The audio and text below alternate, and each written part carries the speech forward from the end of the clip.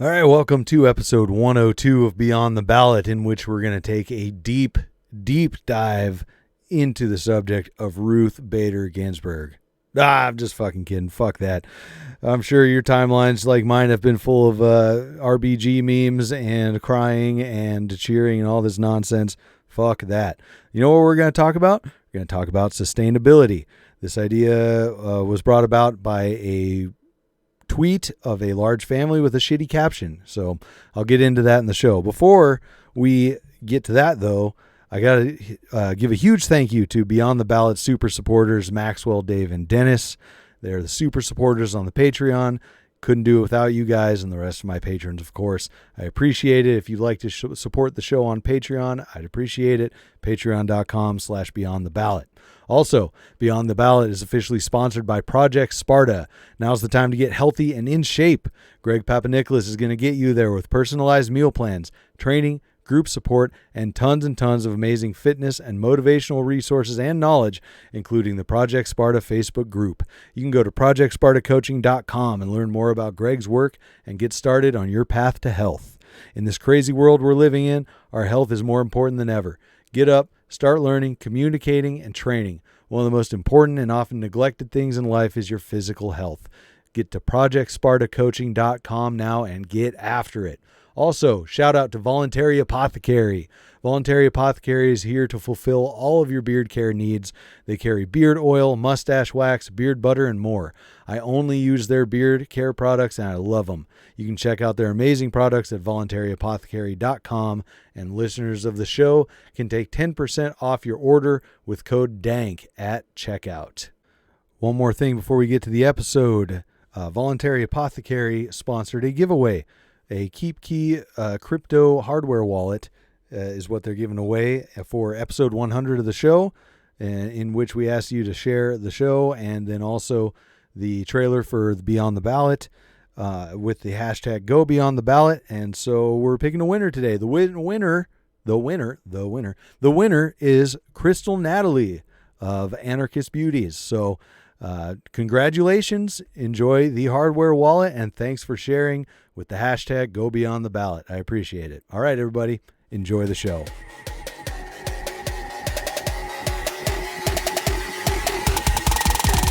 Professional anarchists.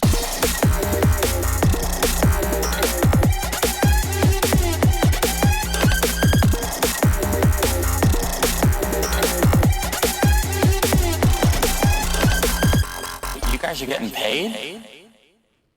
Welcome back to Beyond the Ballot, y'all. This is episode 103, and today I wanted to go into sustainability, specifically because there's a picture, a screenshot of a tweet from some rando going around that has a picture. I'm holding it in my hand right now. That's why I'm not looking at the camera. But there's a picture of 9 kids and a mom with the caption, "This is environmental terrorism." And I think that's ridiculous. I think the overpopulation is a myth. I think it has much more to do with resources in a whole lot of ways. So that's what I wanted to talk about today. This could be, 20 podcasts probably if we're really going to delve into it, but I'm going to try to keep it at an hour. And we're going to talk about some of the things that I see, that I've talked to other people about, and some of the things that I'm interested in as far as how to be more sustainable as an individual, and answer some questions that I've had as far as sustainability and even prepping, because I always have my biggest question when it comes to sustainability and prepping is how people in cities are going to be able to handle that. I can't really wrap my head around it. I left the city for the country in order to figure out how to do that for myself and my wife. So we're going to jump into that. Before we jump into the script, and this is the first time I've written a script for a podcast, so we'll see how that goes. But we're going to I'm going to read you my post regarding that tweet screenshot about having a family that big being environmental terrorism. This was my reaction after a couple days of seeing it and just getting tired of people just blindly, I guess, agreeing with it, not explaining why, just being like, oh my God, yes, that's too many kids. That's terrible. Overpopulation without really going deep into it. And I think it's pretty easy to just Google overpopulation or how to solve overpopulation, resources, anything like that, and figure it out, because that's pretty much what I did to put the script together. So anyways, here was my initial statement when I shared it both to the Beyond the Ballot page and on my personal page. So I said, people reproducing is not environmental terrorism. Blaming large families for resource consumption is incredibly off the mark. The quote-unquote resource crisis comes down to food waste, production and transport methods favoring speed and growth, and poor space management. All three issues are largely due to government regulations and cultural values instilled by government institutional thought. The shift towards more personal responsibility and ethical handling of those and similar issues certainly is not an easy feat to accomplish, but necessary from local to global scales. I'm sure there are many factors besides the three I listed. Those seem to be the most relevant to the picture below. So, that's it. That's what I'm going to get into right now. And I found it extremely interesting because I was able to answer some of the questions I had about sustainable cities or being prepared for economic disasters, any kind of disaster that cuts off a supply line in a city, the main reasons that I wanted to leave cities in favor of the country. So let's jump into sustainability for Beyond the Ballot today. The first topic I want to go over is a rural shift. So move into the country.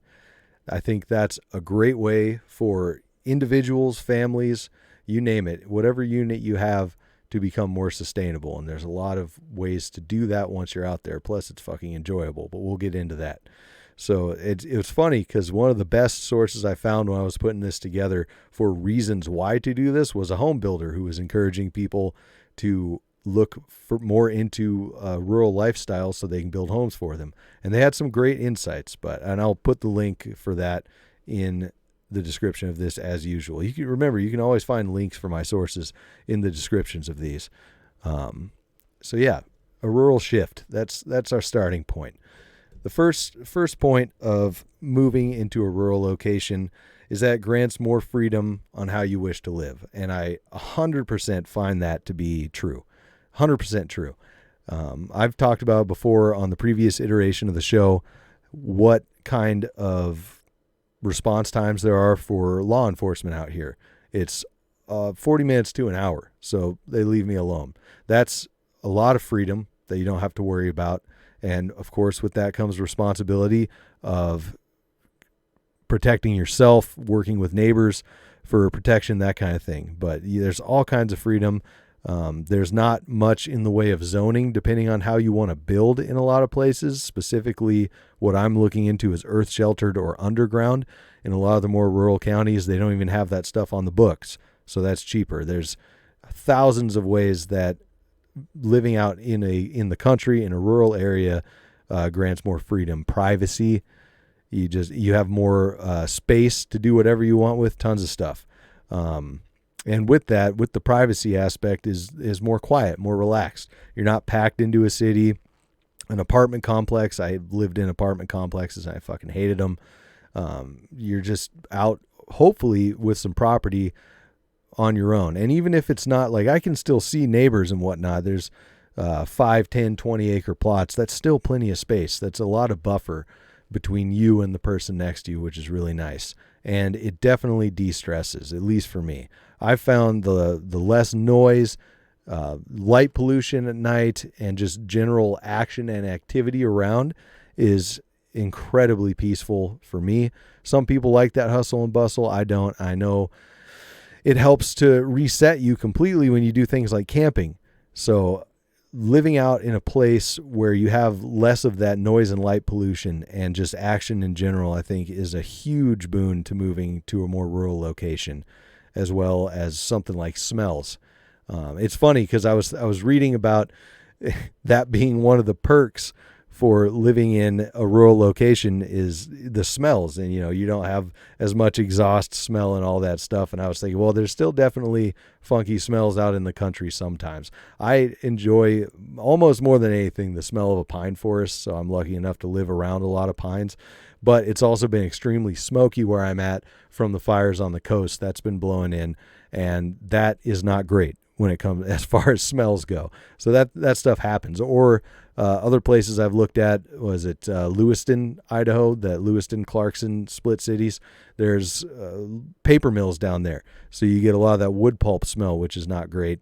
I don't mind it too much. I know people say it's a deal breaker for living down there, but my point is there are smells out in the country, but in my experience, the majority of it is pleasant smells. It's nice, especially if you have animals and you keep them away from the house, so you don't have to smell the manure and stuff. I kind of already talked about space. I'm a huge fan of space around me and around my house and not having people near. I don't really know how to describe it, but I don't like having close neighbors. I don't enjoy that. And it really does lend to relaxation and freedom. The natural setting is another huge advantage, or de-stressor, or whatever you want to call it. It's the pleasure of living out here. Just going outside and seeing the horizon, seeing mountains, seeing trees, seeing the sunrise coming up over a hill or in the rolling fields, mountains, wherever you live. It does something to me, I would say even physically. It makes me happy. There's, what would it be, endorphin releases or whatever. And I'm sure that's true for a lot, if not all people. That's a great thing. And then one of the most important things, I think, is a slower space. And slower pace, excuse me. And this, I think, specifically driving in rural areas, because there's not as much traffic. Even if the speed limits are comparable, without as much traffic, you really don't have to fly and keep up with traffic and whatnot. But it's something I experienced after moving up to, the sticks out here in Washington State, in Eastern Washington, where I live. I went back to Arizona and flew into Phoenix to visit people, and getting out of the rental car area and getting jetted straight out onto the highway there, like a 6-lane highway. I was white knuckling, and I had driven on Arizona highways in Phoenix and Tucson and cities around there my whole life up to moving up here, but I got so used to the slower pace and less traffic that I was like, holy shit. And it's just like a sensory overload. I noticed that with driving. I noticed that when I first moved up here and I was just doing handyman stuff and things out of the area where I was living. I wasn't seeing groups of people a lot. When I went to places with large groups of people, that was a bit of sensory overload as well. And it makes me wonder if that's normal, if that much sensory overload, being around that much activity, if we're used to that, or if it's something of a stressor like social media, if we're not used to social media mentally, if being around that many people isn't similar in a way that our bodies haven't evolutionarily caught up with. But that's an aside. But slower pace in general, I love it. I think it's great. It's a great reason to make the rural shift. All right, so now that kind of stuff, the kind of advantages for moving out here in that way, those don't have too much to do with sustainability, other than making yourself feel better, getting in the mindset of it, I guess. But one huge thing, especially concerning the inspiration for today's show, that picture with a large family, is growing and raising your own food. So if you grow and raise your own food, you're in control of the methods, including your fertilization, antibiotics, and hormones, whatever, if you have animals, or if you don't want to use any of that at all. If you're growing and raising your own food, you're not relying on massive factory farming, massive factory agriculture, that kind of stuff, to unsustainably, in most cases, provide that food, not to mention the transport it takes for that. You're literally out your door to your table. It's not even farm to table at that point. It's your own completely sustainable food source, which I've found not only enjoyable in that way, but just enjoyable to do. I think the transport's a major killer too, and I'm going to get into that further a little bit later when I move into the city section, because there's some surprising info when it comes to carbon output between rural areas and cities that I had no idea. Like, I would have thought it would have been the opposite, but we'll get into that there. But the main point, back to growing and raising your own food, is you're in control of what you consume. You're figuring this out, what animals, what meat you want to consume, if any, what plants you want to grow, all that stuff. That's completely up to you. And I'm not disclaimer, I'm not fully self-sustainable, and that's a really hard place to get to, but something that my wife and I are working to. And these are items that we're working towards and having fun doing and succeeding at in some ways. Like we have a big garden, chickens, that kind of stuff. So keep that in mind too. I'm trying not to be preachy here, but like, you gotta be sustainable like me, because I'm not even close to fully there yet, but it's definitely something to work for. This is all something to consider. All right, so another element of advantage of a rural shift, and what I think can definitely be kind of folded into the sustainability idea, is community. You have an opportunity to build community, and this could be like the last episode where we were talking about intentional communities. You can build one from scratch with people you know and trust, family, friends, and whatnot, and having your network that close around you is definitely a step towards better sustainability. Once again, cuts down on the transport, division of labor with that kind of organization would cut down on not only transport, but waste and whatnot. Everything's right there. You don't have to outsource the labor to different areas, move things around. It's a huge advantage, in my opinion.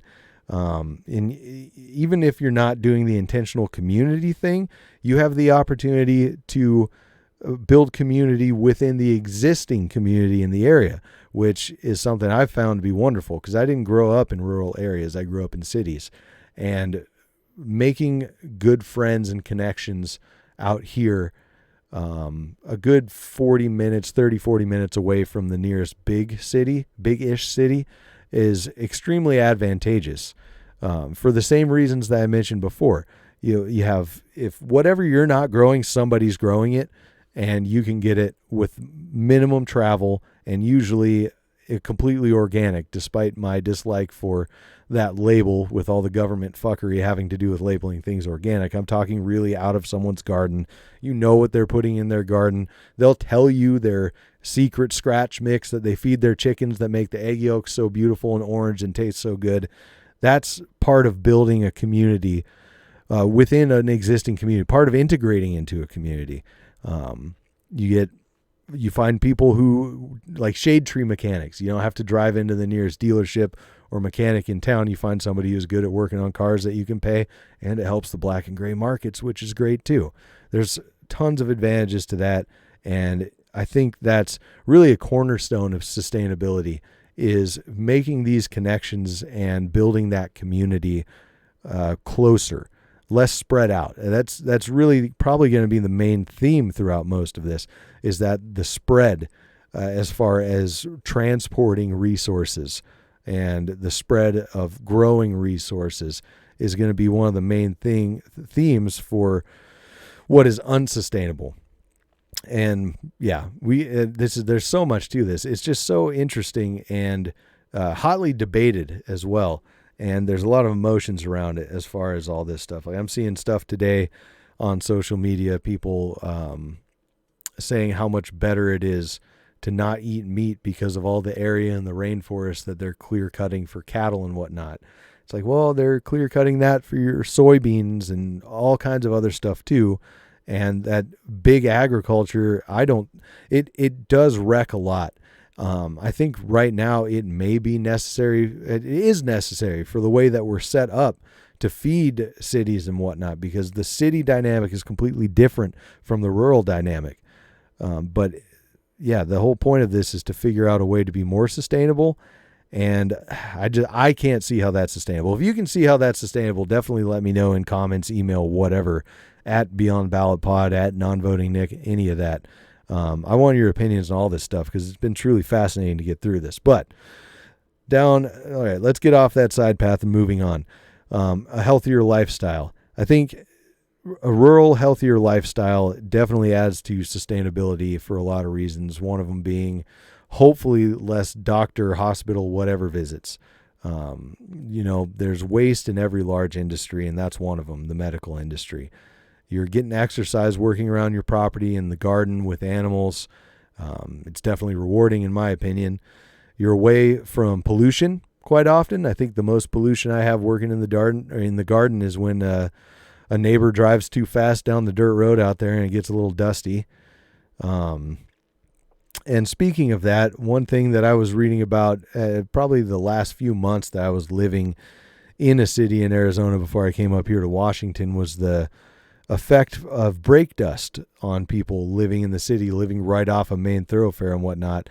And the asbestos that's still used in brake pads and possibility of mesothelioma, other cancer, whatever, that freaked me out. I was like, well, fuck, I'm glad I'm not living on this fucking 4-lane or 8-lane road, I guess, anymore, getting out of there. It's all something to consider. And I think health kind of naturally comes with better sustainability. That makes sense to me, at least looking through all the reasons I found for making a rural shift and growing food closer to you and growing it more sustainably, organically, whatever. And even in the city aspect of sustainable cities, which we're almost to, which is really interesting. And I did talk about de-stressing already. That was next on this script that I wrote. But a couple more points on de-stressing in a rural area is, I don't know, I guess working out and working hard, like building stuff. Like I put up a lot of fences for gardens and animals and whatnot. And whenever I dive into a project where I'm working physically or working out, I think Rogan says it cuts off that inner bullshit dialogue. I find that to be true. You're focused on work, but my mind can also wander. I don't know, it's kind of an aside, but it's definitely an advantage to it. And I'm not going to go too much further into the rural life because I've talked about it so much in the previous iteration of the podcast, the Dank Podstash. I've talked about that with Jason Booth and many other people. And I think it's pretty solidly clear that rural lifestyles can be extremely sustainable, from small homesteads to intentional communities to even semi-large, semi-organic farming and whatnot. I just went up to a couple farms in an area today to pick some apples and whatnot. And it's great. They're fully contained. They pride themselves on their sustainability and how they do things. It's really awesome. So let's move on to the sustainability of cities and if that's possible to achieve, which I now believe it absolutely is. And I think it's possible to achieve preparedness in a city rather than the moving exclusively to a rural setting for either one of those things. That was always my uncertainty. Like, what happens when shit hits the fan and you're in a city? Because people always talk about, people fleeing the cities when the state collapses, if government were to collapse or something like that. Natural disasters, people leave the cities in droves and whatnot. I think with the way that people have kind of put together their ideas for sustainable cities, there's a real possibility to avoid a lot of those problems. Even just the Wikipedia page I looked at has a ton of great resources on this stuff, but it also, there's tons of other sites with specific examples and plans for different cities that are already moving in this direction. Unfortunately, there's a lot of tie-in with government regulation and whatnot, which I think is unnecessary in this, and that's something I'll get to after we talk about sustainable cities. I think government is one of the main things in the way of sustainability on a global scale, even a local scale, any scale really. But we'll get to that when we get there. So yeah, there's an interesting concept called the triple bottom line that they apply to the idea of a sustainable city when they're planning it. And that's the consideration for social, economic, and environmental impact. And that's something, it's really interesting. There's a whole nother wiki on just the triple bottom line that I'll link in here as well, if that's something you're interested in checking out. So that's what they're focusing on. That's what we're going to go into right here in this section. So the practical achievement here, these ecological cities are achieved through various means such as, and there's a whole list of them, different agricultural systems such as agricultural plots within the cities. So they're talking about here within the suburbs or the city center. And this is another thing that reduces the distance that the food has to travel. because that's one of the main things that people list as far as unsustainability, not being sustainable, is hundreds and hundreds, if not thousands of miles as far as travel time for meat, vegetables, materials, just building materials for anything. That's one of the I want to say the biggest CO2 footprint culprits is the travel, the way that we ship everything so far for it to be consumed in one way or another. They suggest on the Wikipedia page here that a practical workout of different agricultural systems can be done either by small scale and private farming plots or through larger scale agricultures. And we're not talking big ag here. We're talking like farm scrapers, which are really cool.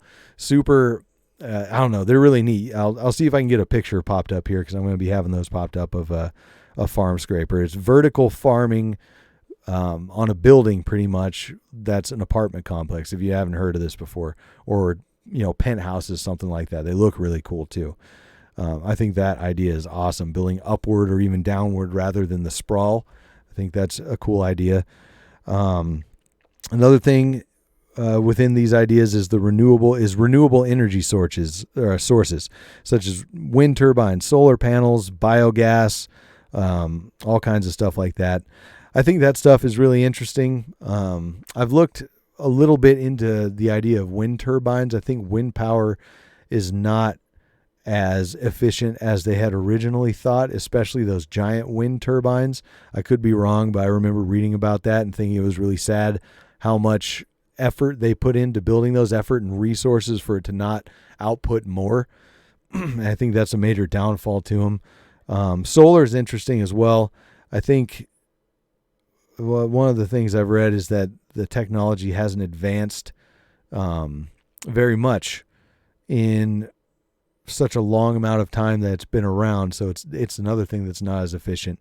But putting all this stuff together could definitely be efficient. I think my favorite renewable energy source that I plan to integrate into the rural life that we plan on living would be hydroelectric power, water turbines. From what I understand, those are incredibly efficient and can be used on a very small scale. And I don't see why those couldn't be used in cities as well. They just didn't list them in here.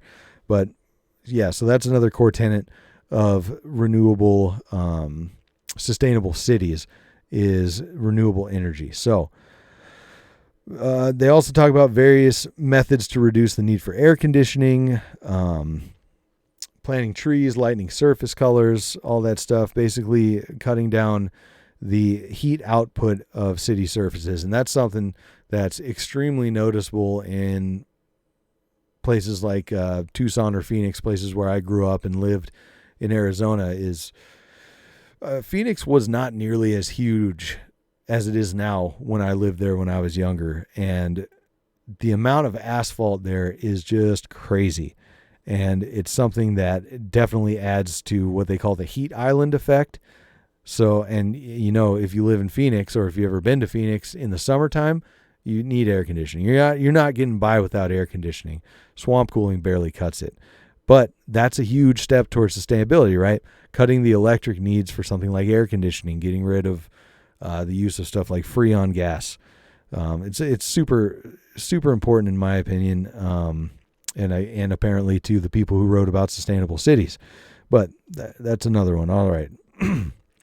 Now this one is one that would require some state utilization, which I think you can also get through. And like I said before, we'll talk about the state being in the way, but they list here improved public transport options.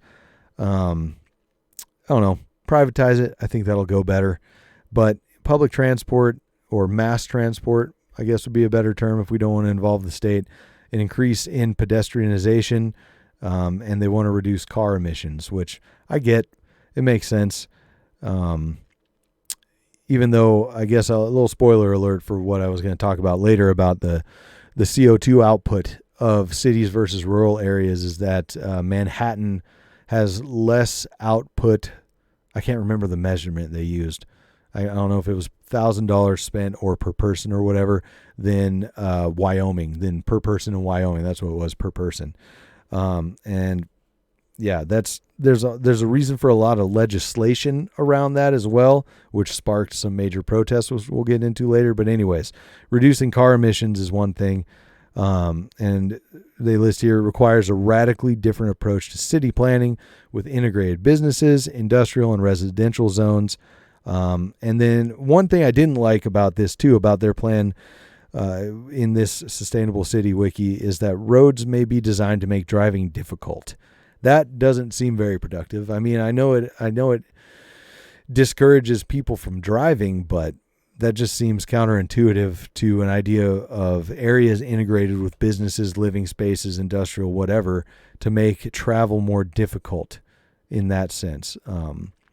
But that's kind of besides the point, because when I imagine these kind of business parks, I think I might get to this a little further down here. I might have a paragraph on it, but living in business parks, I always thought the idea of having a shop and living in an apartment above it was pretty cool if I was going to keep living in a city or a town or whatever. Something like that where people have, I don't know, you can see it in places now, like business co-op buildings where there's a bunch of different businesses with kind of a courtyard in the middle and apartments above. That's a step towards a sustainable city, and there's so many really cool ways to plan that out and make it interesting, and so you won't have to drive everywhere. So you could bike, walk much more easily, and that's another advantage to health, is that pedestrianism. But moving on, so optimal building density to make public transport viable but avoid the creation of urban heat islands. We kind of covered that. Solutions to decrease urban sprawl by seeking new ways of allowing people to live closer to the workspace. So here, I think this is the paragraph I was talking about. They say since the workspace tends to be in the city, downtown, or urban center, they're seeking a way to increase density by changing the antiquated attitudes many suburbanites have towards inner city areas. One of the new ways to achieve this is by solutions worked out by the smart growth movement. So I'll have to link that, but I think this is just more city planning and layout to make walking, biking, things like that better. And when I think of this too, another thing I think about is looking at it like an experience. Like I think it'd be pretty cool to visit a city that had perfected this sustainability, or even live and stay there for a while. There's so much potential for really cool layout, lots of really awesome landscaping, plants and whatnot in a city setting. It seems, I don't know, like futuristic video games and stuff that you see sometimes. And it seems like just a fun experience. Think bar hopping through something like this, where if people are really invested in these communities because they're growing a community closer together. They have everything traveling a shorter distance. They're working together with people who live and work near them to make all this stuff. And I just think it'd be a really neat thing to experience. Anyways, that was kind of an aside, but moving on.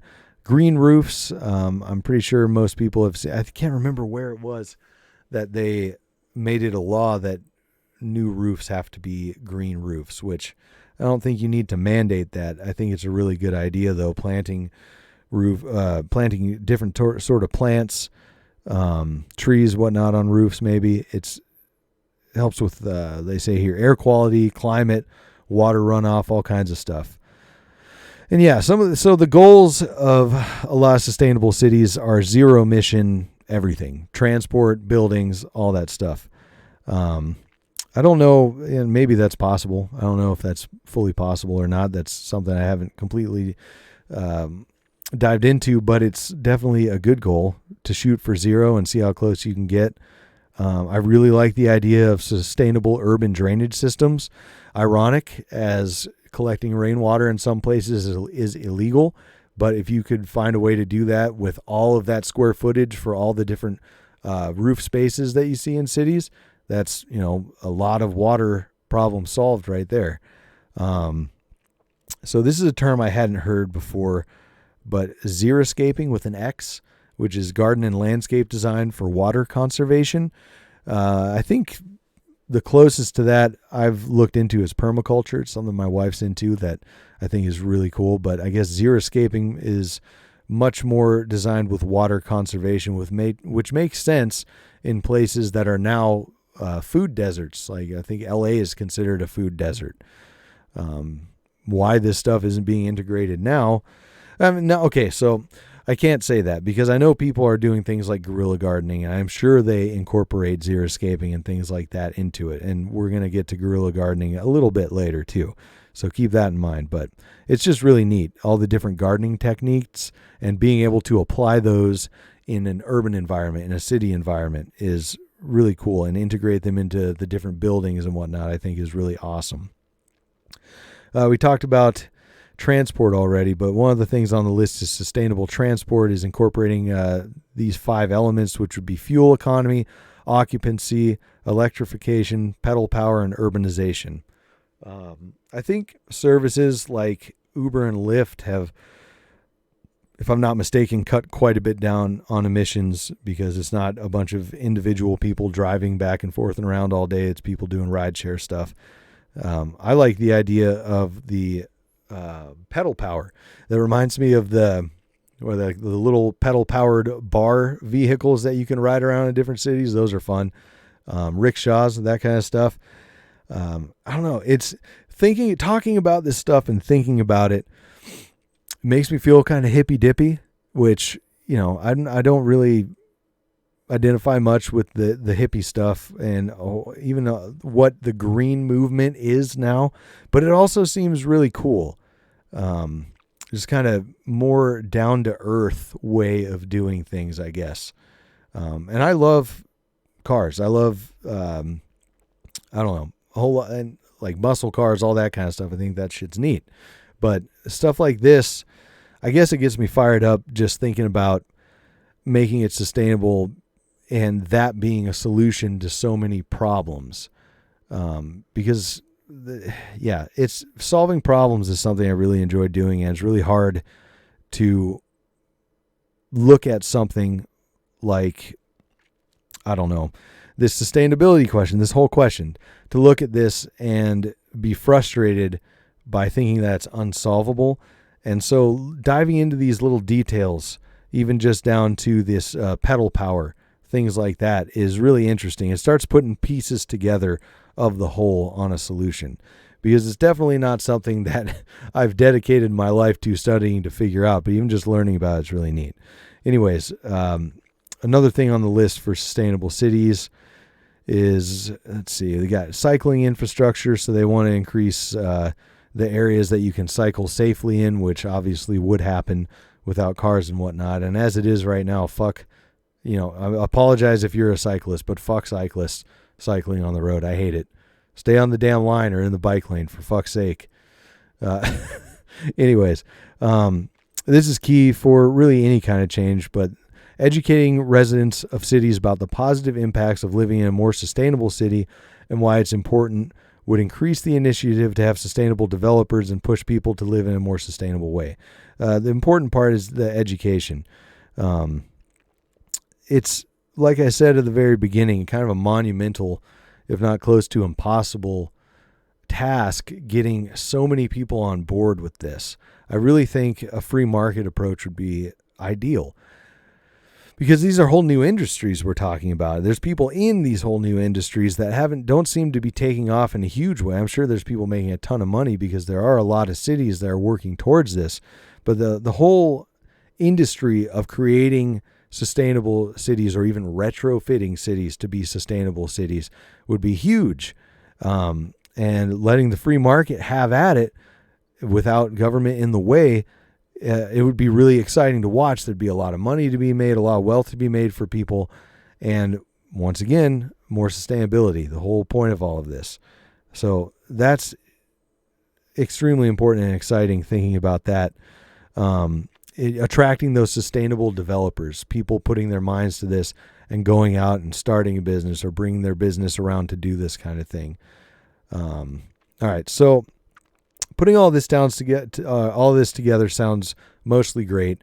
We need to drastically restructure the U.S. workday and work week. And this is my opinion on this. Everything I went through right now was off the Wikipedia page. I think that one of the things holding us back from doing this is the go, produce pace of the work week, work day structure of the U.S. I looked into the 4-day work week, which is really interesting as far as the amount, the production increase. There's a huge production increase when people work 4 days and have a 3-day weekend, and there's a better quality in the things that they produce. And this also goes along with the European style. It seems like everything but the way we're doing it is better. As far as production and happiness, general happiness of people, sustainability of people, people's health.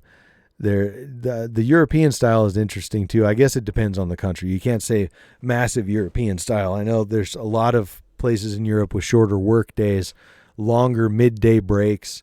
There's a hilarious thread I think I saw on Tumblr or something talking about sitting down while you're working as a cashier, and it was someone from Europe, and someone in America was like, "What? You get to sit down when you're cashiering?" Well, yeah. Why would I just stand there all the time? There's no point in standing there. And it was brought up the whole idea of it looking like you're slacking if you're sitting down. Like they want you to stand up, be like, "Yeah, I'm working hard," when it makes literally no difference if you're working if you're at the I'm not a fucking cashier. I don't know what to call it. But if you're swiping barcodes and you're working a till with money in it and whatnot, what fucking difference does it make if you're standing up versus working down, besides putting some more stress on your joints and fatiguing you more? Like, seriously, this kind of stuff is just, it seems so simple, but it's really a difference in the culture, in the way we look at this stuff as people living in the U.S. And if you're living outside of the U.S. and you can illustrate these differences from somewhere else and listening to this, dude, let me know. I want to hear this stuff. I worked a 4-day week when I was in mining. It was 4/10s, to be fair, but having the 3 days instead of the 2 days off, it does make a huge difference. You come back completely refreshed, depending on what you do on your time off, partying, etc. But I think the 4-day work week is at least a really good step down from the fast balls to the wall pace that we're in right now. I mean, look at places like, what is it, China, or is it Japan, or both, where they have the suicide nets around these different, what are they, cell phone manufacturing buildings, because people are just there for so long and getting so depressed that they're jumping out of the fucking windows of their work. Take some time and relax and see the production rise. I don't understand why this isn't happening already. And like I said, it comes back to realizing this is a culture. I know there's a shift to working less in the minds of a lot of people, but it comes across as kind of ridiculous when you see them walking around with signs that say "fuck work" or "people shouldn't have to work." That's, yeah. If you don't work, you're going to starve. And I'm not talking about going to a job every day, working for a boss. It's like I talked about at the beginning of the show, working in rural areas. You're going to work. Keeping chickens is work. Growing a garden is work. It may be enjoyable, but it's still work. Until or if everything is fully automated to just completely cater to humans, you gonna work. So let's find a way to work that is more sustainable, that is more enjoyable and more productive. I think this would make a huge difference in just the attitude and the overall atmosphere of big cities. Just more happiness, less people shitting on each other. There's a whole lot of, I think, stress-induced violence just from this work ethic and being so packed together in cities. I know that's what I felt when I was there. But it does make me wonder about the people you hear say, "I love living in a big city, the energy, New York, LA, whatever. I love that." I wonder what difference it would make to them if things, I don't even necessarily know if it would be a slower pace, but if things slowed down a bit and started adopting these more sustainable ways of doing things. I wonder if that would take away from that experience, that energy of the big city that these people talk about. That's something I think you'd have to look into specific cities, which there's a huge list of these cities in the Wikipedia article I'll link. And I used, by the way, I used Wikipedia because it kind of had everything in one versus 10 different articles on this stuff. So in before Herder, you used Wikipedia. That doesn't count. But one last thing on the work week, and I kind of mentioned it before, was automation. I found it really interesting to think about the idea of automated gardening on the small scale in these cities, in these eco cities, where you have what are they called? I forgot what they were fucking called, and I thought they were so cool. But the farm scrapers, things like that. Or if you have a garden on the roof of your apartment building, or a sill garden, or a balcony garden, something like that.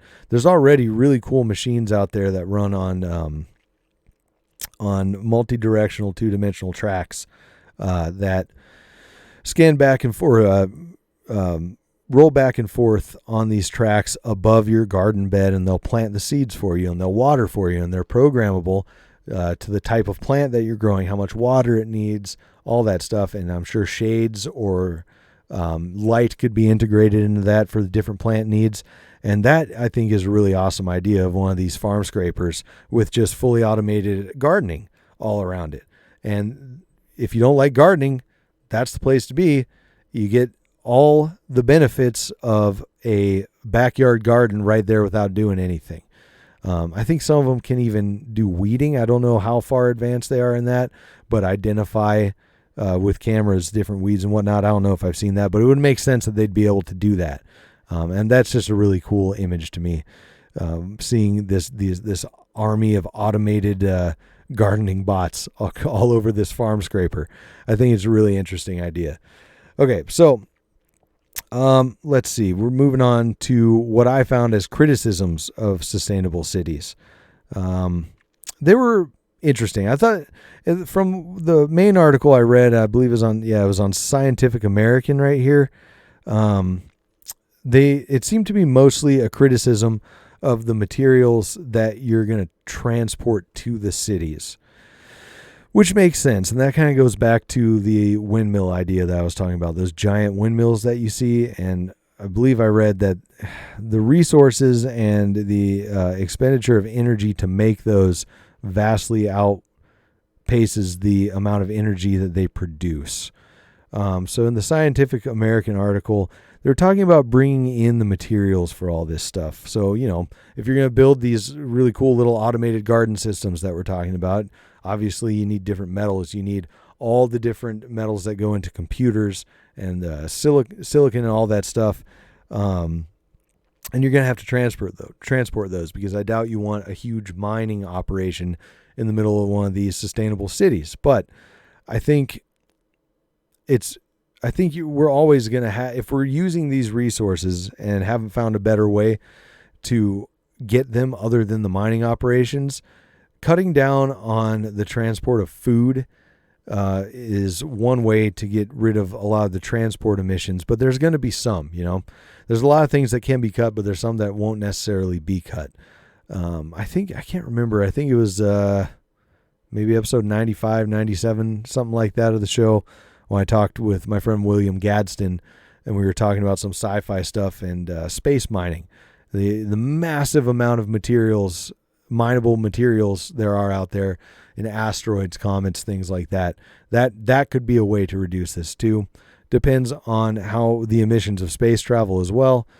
That's a whole nother podcast I hope to do someday, though, is getting into that stuff. But yeah, that's the main criticism of these.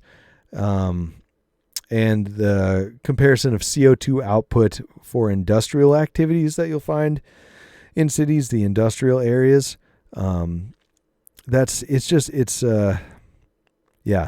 Smelting and whatnot. I've been around that. There's a whole lot of output of not just CO2, but all kinds of other terrible shit.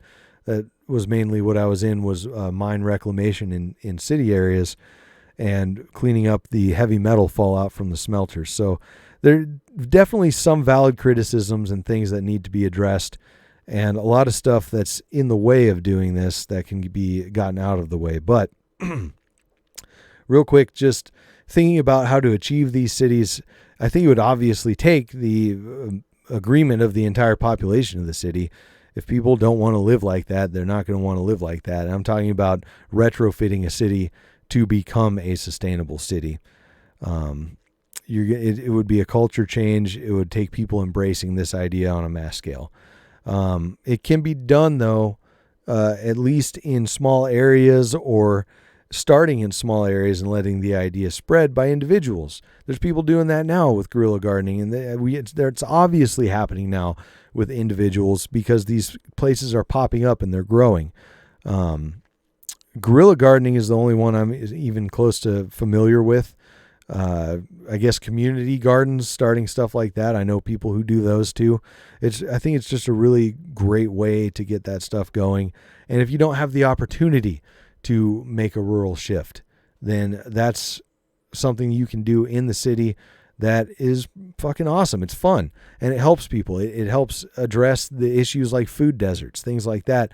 It reduces the amount of asphalt, pavement, whatever, if you have these garden beds, even built on top of that if you need to, with dirt in them, and therefore reduces that heat factor. It's really interesting stuff, really cool stuff. But let's talk about stuff that's getting in the way of these transitions to sustainability. Let's see.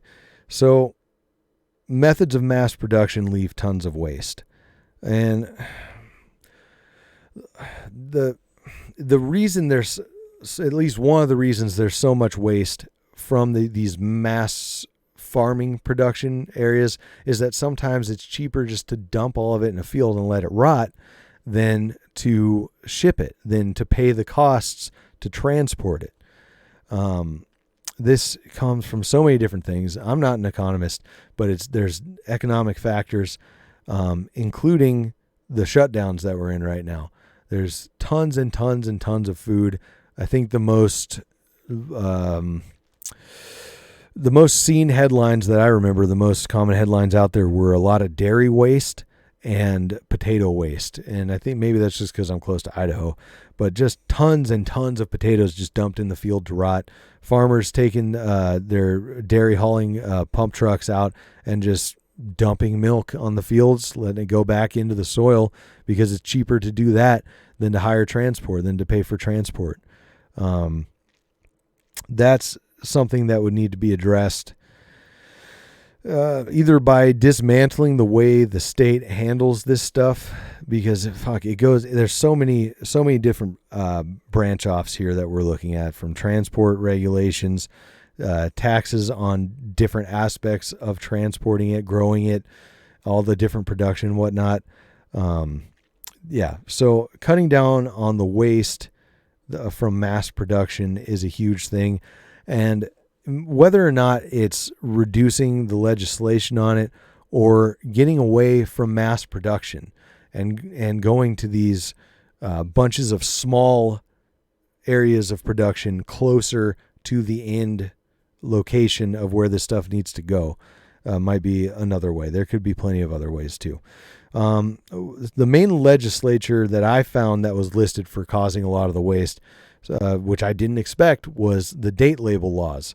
So the expired by dates you see on a lot of stuff, because it restricts donations past a certain date, past that. And that's why you'll see so much food waste in dumpsters of every fucking store almost, because they legally cannot donate it. They are barred by the state from donating this food. And that's why a lot of people have popularized dumpster diving in these places, and why now there's also laws stopping people from doing that, because there's perfectly good food being thrown away every day, tons and tons of it. I can't remember if it was like 1.4 billion tons of food wasted. I can't remember if it was U.S. or worldwide, but either way, it was enough to cover world hunger. So, yeah, well, I'll tie that back into, I guess, the picture at the beginning of this. A huge family, right? Lots of people. Overpopulation. The food is there. It's in the waste. It's in the transport, and it's in the stuff in the way, the legislation in the way, the antiquated ideas in the way. Those are all the things stopping hunger from being addressed and solved, really. But anyways, moving on to more things in the way. I already kind of mentioned, but it's state interference in the market is a huge thing. Those dumping of those potatoes and dairy stuff. When you close down all these businesses and restaurants, they're not ordering anymore. When you limit them, they're not ordering as much. And the orders that were expected to need to be filled this year before the shutdown, those were in production. It's not like the order goes out from a restaurant, hey, we need this many potatoes from this farm, and they grow them and here they come. No, these massive farm operations and even some small farm operations figure what they're going to need based on previous years, what they're going to need to grow, and grow that and are ready to ship it out. And then it doesn't happen when the state steps in and says, no, you got to shut down. No other option. It's just handled extremely poorly. And I think that hits the closest to home because it's happening right now. But another interesting one, which I thought was hilarious, because people always complain about immigrants stealing my gerbs. They aren't taking your gerbs. They aren't taking your jobs. It causes harvest worker shortages when the state implements immigration restrictions for this stuff. There's an article from Reason magazine on this that I found very interesting. I don't usually read Reason, but I found it interesting on the immigrations in place and what exactly it causes. So I'll link that in the description of this show. But it's through different visa programs, and it's really the state's slowing the process by requiring all of these regulations as far as immigration and restrictions. But even the things that aren't restrictions, even the things that are supposed to help it through, according to the state apparatus, slows it down, right? Because they're not able to just cross an arbitrary line and go do work that someone wants to pay them for. And because this stuff is being blocked, the fields aren't able to be harvested and things are rotting on the vine, rotting on the plant. And it even comes down to animal work as well. But let's see here. So the leading crops harvested by H-2A workers, that's that H-2A visa, include berries, apples, melons, sweet potatoes, lettuce, and corn. And more than 9 out of every 10 farm workers holding an H-2A come from Mexico. If this was an issue of Mexicans coming up and taking jobs from Americans, there wouldn't be all of these food products rotting in the fields, because Americans would be going out and taking those jobs, and they're not. So that's something that definitely needs to stop, is getting rid of the ridiculous restrictions for this stuff. Okay. I'm not going to go further down that rabbit hole. I've already done the borders episode, but it's something that is massively in the way that needs to go away.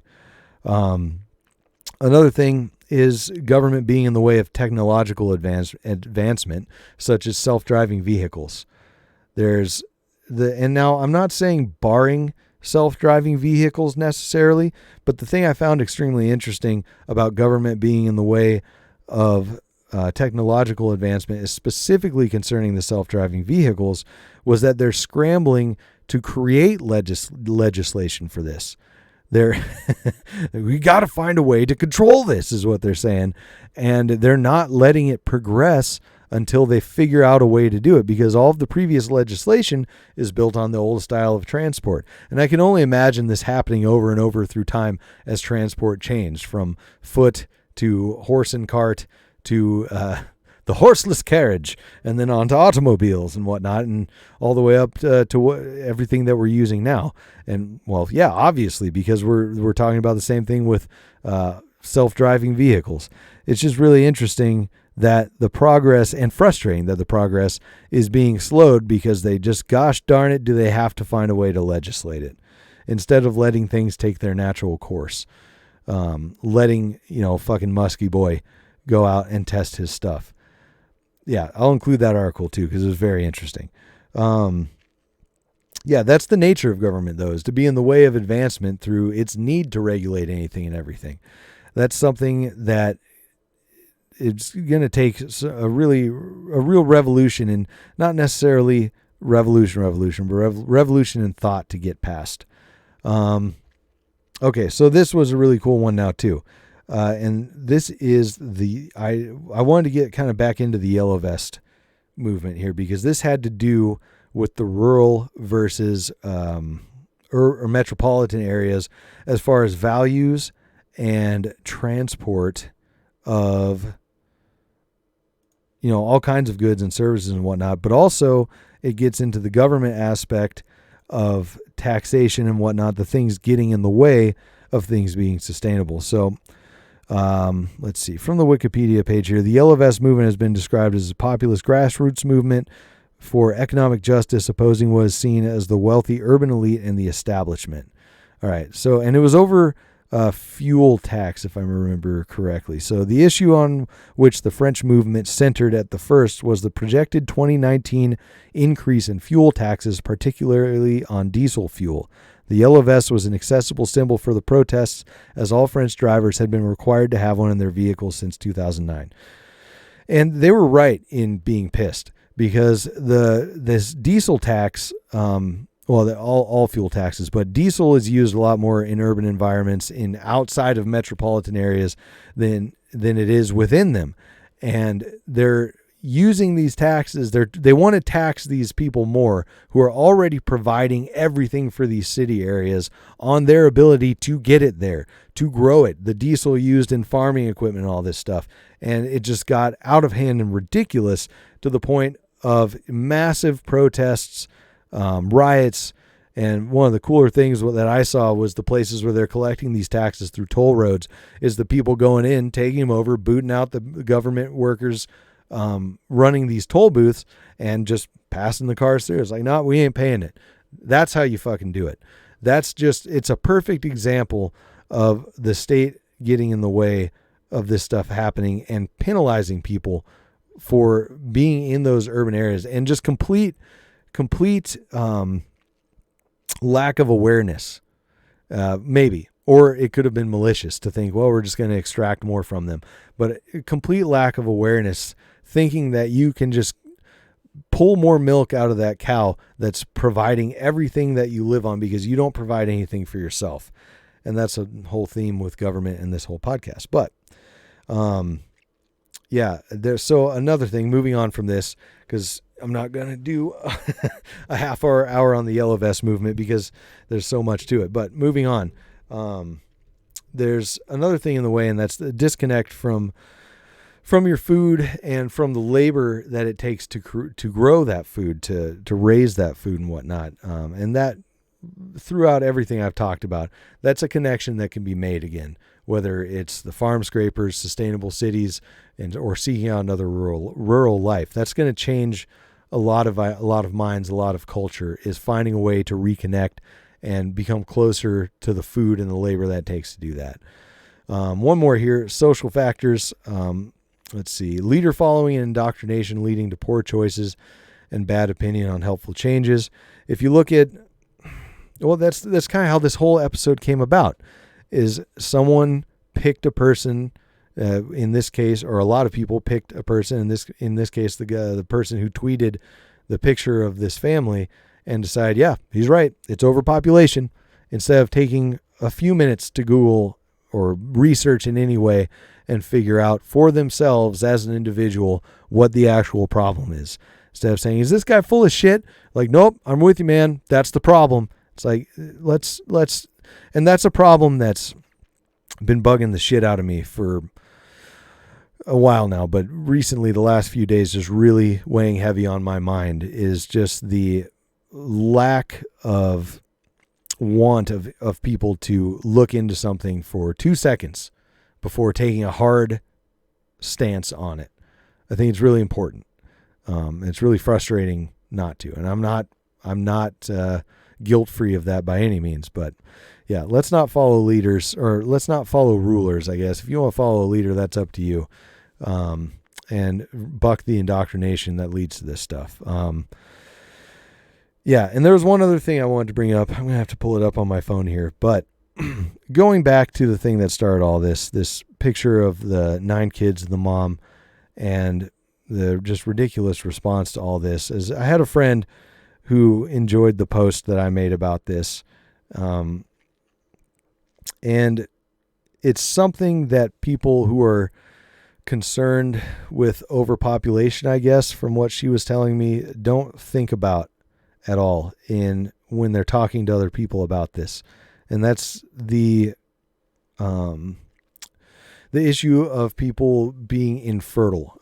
She brought this up in one of her posts, is that when she tells people this, they say, oh, good, it's better for, the overpopulation problem. And it's like, wow, that is fucking rude.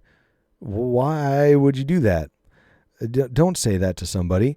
It's just cruel to bring it up that way, and stupid if that's not even the problem. I just wanted to bring some awareness to that situation and the emotions around it, because I'm sure that can't be easy. It's got to be really hard. So don't come at people like that with an ignorant stance, please, because it can hurt them. Anyways, yeah.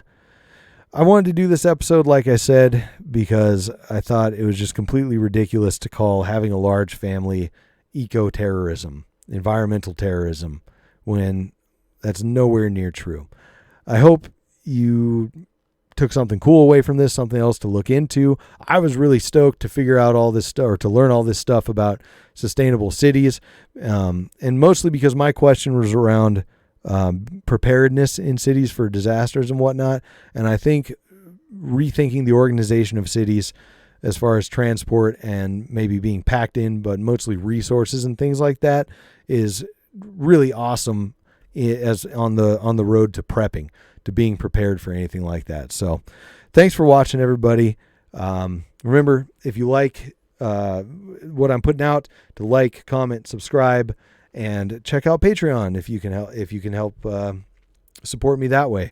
I'm going to be putting up a new goal, reaching a monetary goal to get some camera equipment that's mobile, so I can go out to different events in the state, maybe even out of state, and film those, because I'm working with a webcam right now, and upload some new content. So keep an eye out for that, and take it easy. Beyond the Ballot is sponsored by Project Sparta. Go to projectspartacoaching.com now to learn more and get on your path to health.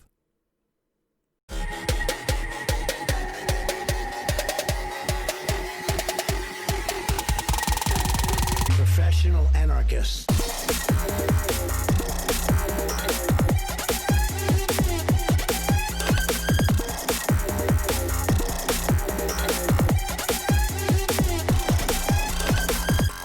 You guys are getting paid?